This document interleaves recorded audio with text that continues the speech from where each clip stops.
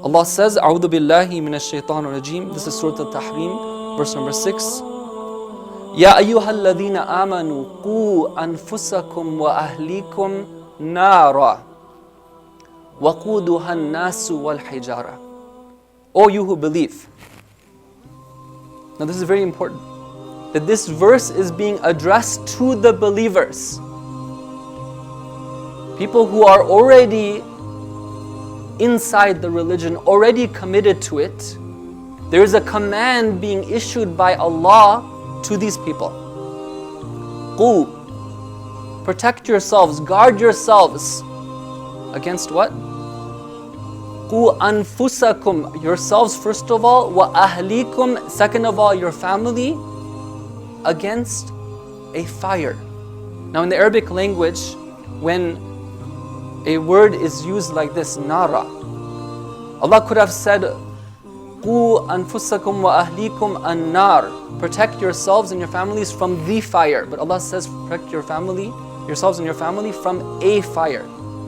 And in the Arabic language, when you say that, it means that it's a very, very great fire. It can't be just encapsulated with a the fire. No, it's something that can't even be defined. It's so great.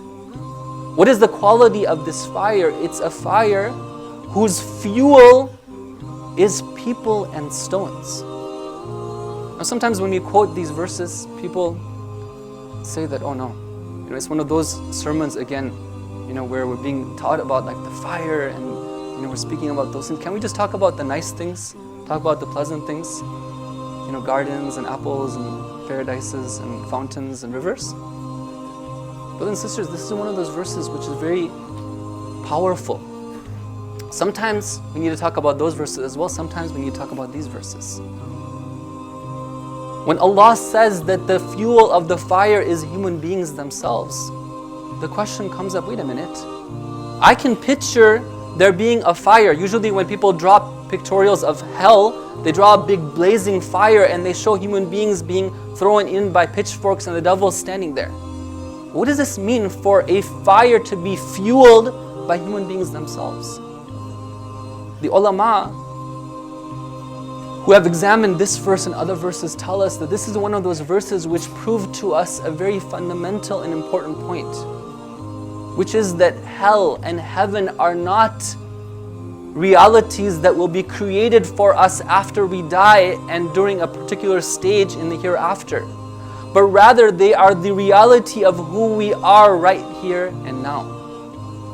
The hell or the heaven is something which is the reality of my soul. If the curtains were to come down and the reality were be to unveiled for me, I could see my own hell or my heaven I've created with my own actions. And then what are those stones? The Mufassirin tell us that those stones are nothing but the stones of the false idols that we worshipped and we made the focus of our lives when we were in this world.